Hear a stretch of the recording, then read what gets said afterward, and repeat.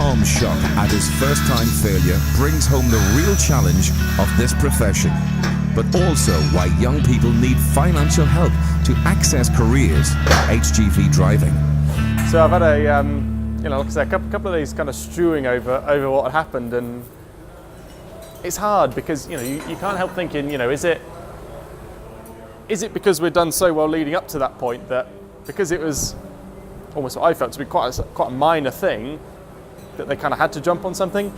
You can't help thinking, is it something to do with that? Was it something to do with the instructor just trying to pick things up? Or I don't know, but certainly what it has really shown, it is really tough. I've said it before, it is very, very tough. And for something that I thought was a very almost small mistake to literally end the, to finish the test, that not quite there and then, but to finish the test when everything else went fine was quite a surprise. And it does just go to show how tough this test is.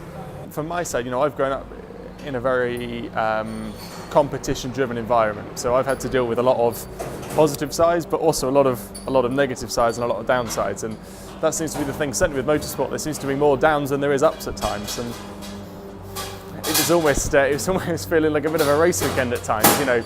Hugely disappointing. And it's hard because for me, I'm a professional driver, and for me to fail it was a lot of kind of downsides for it. But at the same time, I can see for guys, trying to take their test not as a professional driver or trying to become a professional driver in a truck environment, always to be quite disheartening at times, because it is so tough. It is a very, very tough test. There's a lot of aspects that can go very well, and a small little mistake can literally end it there and then. And I think that certainly, even I felt the pressure doing it. So let alone what guys that have never had that competitive environment must feel.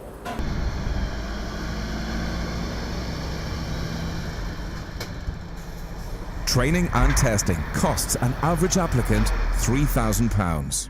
A steep price, and not one many people could afford to lay out and then lose. After the disappointment of failing his test the first time, Tom mentally prepares for his second attempt of passing his C+ HGV test. 55,000 people take the HGV test every year. Almost 1 in 2 fails. Passing this first test is vital in order to progress to driving an articulated truck.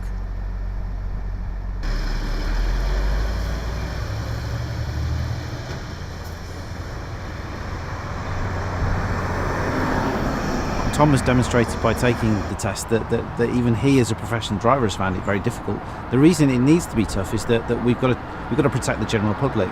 We need to make sure that drivers get through their test that are capable of driving and keeping the general public safe. 52% pass rate at the moment demonstrates that there's a high proportion of people that fail because it is so tough. Finally, the results are in. So we are here in sunny Weedon Test Centre, and I am so happy to say I have passed my Category C LGV and my trusty Steve behind me. So I'm so pleased to get that out of the way and get it done. So yeah, very, very happy, very happy. Tom's relief at passing this first hurdle is huge, but he doesn't have long to enjoy it. He can now drive a rigid vehicle, but to drive an articulated lorry up to 44 tons is a separate and even more challenging prospect.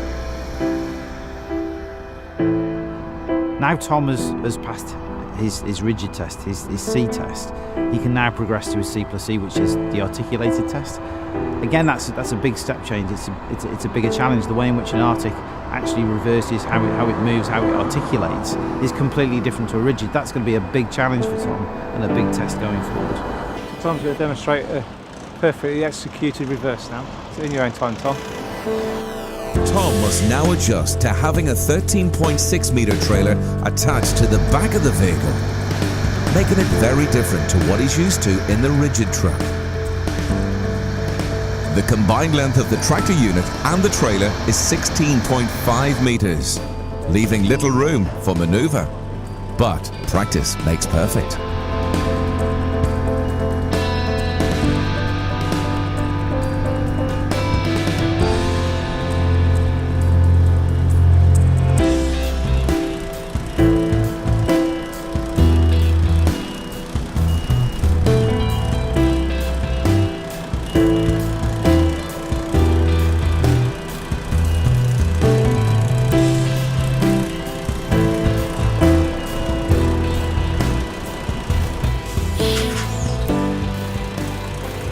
That's not bad, Tom. Yeah, you could get a bit closer. When they check, it's the rearmost part of the truck. So I mean, really, that's the rearmost part. Of the truck. Okay. So you've actually pulled that back within 2 inches. Perfect. It's too good. You want to be stopping sort of several inches away from it, really. Okay. Because there is a chance you could touch the barrier. Okay. And then it's a fail. Okay. But apart from that, yeah, Bang on. Well done. The reversing, obviously, the biggest thing that you notice. Obviously, when you're turning left, trailer's trying to go right, and vice versa. So you're almost turning the opposite way to what you think. But at first, it's a bit weird. But I think it's something to kind of get your head around. Yeah, obviously. But it's only when you're going backwards. You know, when you get on a straight line, it's similar sort of characteristics. You're just watching for the trailer, taking a shorter route through tighter corners and things like that.